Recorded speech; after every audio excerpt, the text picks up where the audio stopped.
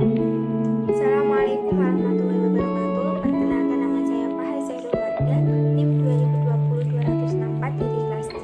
Cita-cita saya ingin menjadi orang yang sukses dan dapat mengajarkan kedua orang tua. Di sini saya akan mempresentasikan tugas pengantar hukum Indonesia dengan materi hukum administrasi negara. Yang pertama adalah istilah dan pengertian hukum administrasi negara. Dalam arti luas, hukum administrasi negara meliputi: satu, hukum tata pemerintahan; yang kedua adalah hukum tata usaha negara; yang ketiga, hukum administrasi; yang keempat, hukum administrasi pembangunan; dan yang kelima, hukum administrasi lingkungan. Dalam arti sempit, hukum administrasi negara yakni hukum tata pengurusan rumah tangga, baik intern maupun ekstern. Selanjutnya adalah pengertian hukum administrasi negara yang dijabarkan atau diartikan sebagai peraturan yang mengatur administrasi. Administrasi adalah sebuah hal atau suatu hal yang mengatur hubungan antara warga negara dan pemerintahan sehingga negara dapat berfungsi. Dari beberapa ahli menyebutkan hukum administrasi negara sebagai hukum tata usaha negara atau hukum tata pemerintahan atau Besturrecht yang mengatur mengenai kekuasaan eksekutif, yaitu kekuasaan melaksanakan undang-undang. Hukum pemerintahan atau Besturrecht ini awal diperkenalkan oleh Utrecht.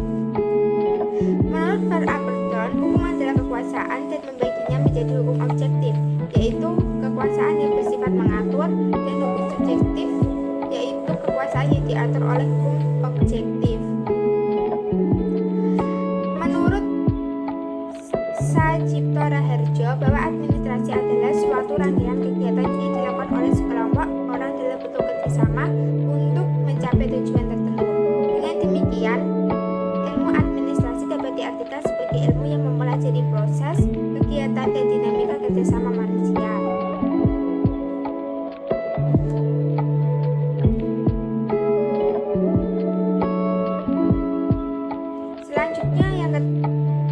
Selanjutnya adalah sumber hukum administrasi negara. Sumber hukum administrasi negara menurut Sudikno Mertokusumo, kata sumber hukum sering digunakan dalam beberapa arti, yaitu sebagai asas hukum, sebagai sesuatu yang merupakan permulaan hukum, misalnya kehendak Tuhan, akal manusia, jiwa bangsa, dan sebagainya. Menunjukkan hukum terdahulu yang memberi bahan-bahan pada hukum yang sekarang berlaku seperti hukum Prancis, hukum Romawi, dan lain-lain.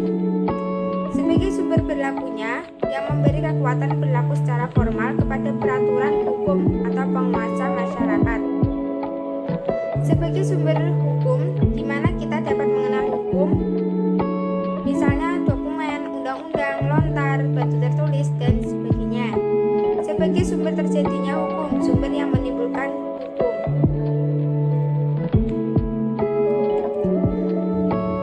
Selanjutnya adalah secara umum dapat disebutkan bahwa sumber hukum dipakai orang dalam dua arti, yaitu sumber hukum materi dan sumber hukum formal. Yang pertama adalah sumber hukum material. Sumber hukum material adalah faktor-faktor masyarakat yang memperoleh pembentukan hukum atau pengaruh terhadap pembuatan undang-undang, pengaruh terhadap keputusan hakim, dan sebagainya. Atau faktor-faktor yang ikut mempengaruhi materi dari aturan-aturan hukum atau tempat dari mana materi hukum itu diambil, dari tiga jenis, yaitu sebagai berikut. Yang pertama adalah sumber hukum historis. Dalam arti historis, pengertian sumber hukum memiliki dua arti, yaitu sebagai sumber pengenalan atau tempat menemukan hukum pada saat tertentu. Yang kedua adalah sebagai sumber di mana pembuat undang-undang mengambil bahan dalam membentuk peraturan perundang-undangan. Selanjutnya adalah sumber hukum sosiologis. Sumber hukum dalam pengertian ini meliputi faktor-faktor sosial yang mempengaruhi isi hukum positif. Artinya peraturan hukum tertentu mencerminkan kenyataan hidup dalam masyarakat. Yang ketiga adalah sumber hukum filosofis. Sumber hukum filosofis memiliki dua arti, yaitu sebagai sumber untuk isi hukum yang adil dan sebagai sumber untuk mentaati kewajiban terhadap hukum. Yang kedua adalah sumber hukum formal. Sumber hukum administrasi negara dalam arti formal ini terdiri dari peraturan perundang-undangan, praktek administrasi negara, atau hukum tidak tertulis, jurisprudensi, dan doktrin.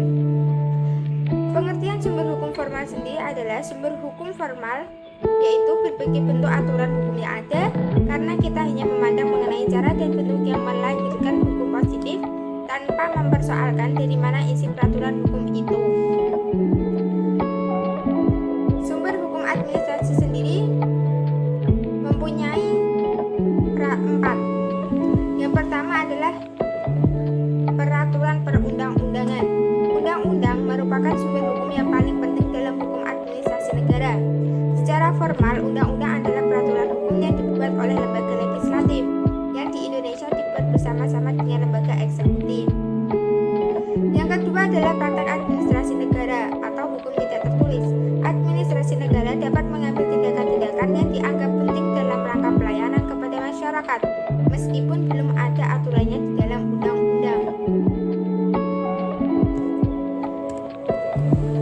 Yang keempat adalah yang ketiga adalah jurisprudensi. Jurisprudensi adalah ajaran hukum yang tersusun dari dan dalam peradilan yang kemudian dipaksa sebagai landasan hukum. Yang keempat adalah doktrin. Meskipun ajaran hukum atau pendapat para sarjana hukum tidak memiliki kekuatan mengikat, namun pendapat sarjana hukum ini begitu penting, bahkan dalam sejarah pernah terdapat ungkapan bahwa orang tidak boleh menyimpang dari pendapat umum para ahli hukum. Selanjutnya adalah kegiatan-kegiatan hukum administrasi. Kegiatan-kegiatan hukum administrasi meliputi yang pertama adalah pengembangan hukum administrasi negara, yang kedua adalah asas pemerintahan atau administrasi yang baik, yang ketiga adalah perbuatan dan keputusan administrasi negara, dan yang keempat adalah norma jabaran atau penormaan jabatan. Selanjutnya adalah syarat-syarat pelaksanakan hukum administrasi negara. Yang pertama adalah efektif, artinya kegiatan harus mengenai sasaran atau tujuan yang telah ditetapkan atau direncanakan. Yang kedua adalah legitimasi, artinya kegiatan administrasi negara jangan sampai menimbulkan keributan oleh karena tidak dapat diterima oleh masyarakat atau lingkungannya yang bersangkutan. Yang ketiga adalah juriditas, artinya syarat yang menyatakan bahwa perbuatan para pejabat administrasi negara tidak boleh melawan atau melanggar hukum dalam arti luas. Yang keempat adalah legalitas, artinya setiap perbuatan atau keputusan administrasi negara harus berdasarkan ketentuan undang-undang.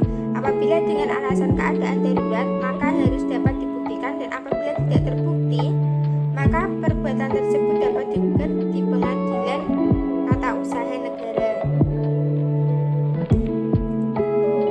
Yang kelima adalah moralitas, artinya moral dan etika umum maupun kedinasan wajib dijunjung tinggi. Perbuatan tidak senonoh, sikap kasar, kurang ajar, tidak sopan, dan kata-kata yang tidak pantas wajib dihindarkan. Hal ini sangat diperhatikan oleh masyarakat. Yang keenam adalah efisiensi. Efisiensi wajib dikerjakan seoptimal mungkin. Kehematan biaya dan produktivitas wajib diusahakan setinggi-tingginya. Yang ketujuh adalah teknik dan teknologi. Teknik dan teknologi wajib dipakai untuk mengembangkan atau mempertahankan mutu prestasi yang sebaik-baiknya. Selanjutnya adalah Fresh Air Mason dan Détournement de Pouvoir. Pengertian Fresh Air Mason dan Détournement de Pouvoir. Istilah Fresh Air Mason berasal dari bahasa Jerman. Kata Fresh diturunkan dari kata frei dan freie yang artinya bebas, merdeka, tidak terikat, lepas, dan orang bebas. Sedangkan kata Air Mason mengandung arti mempertimbangkan, menilai, menduga, penilaian, pertimbangan, dan keputusan. Jadi secara etimologis Fresh Air Mason dapat diartikan sebagai orang yang bebas mempertimbangkan, bebas menilai, bebas menduga, dan bebas mengambil keputusan.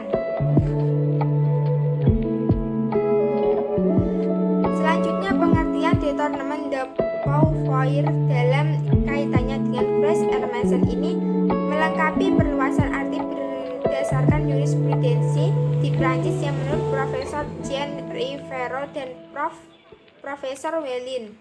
Pengertian penyalahgunaan kewenangan dalam hukum administrasi negara dapat diartikan dalam 3 wujud, yaitu yang pertama penyalahgunaan kewenangan untuk melakukan tindakan yang bertentangan dengan kepentingan umum atau untuk menguntungkan kepentingan pribadi, kelompok, atau golongan. Yang kedua adalah penyalahgunaan kewenangan dalam arti bahwa tindakan pejabat tersebut adalah benar, ditujukan untuk kepentingan umum tetapi menyimpang dari tujuan apa kewenangan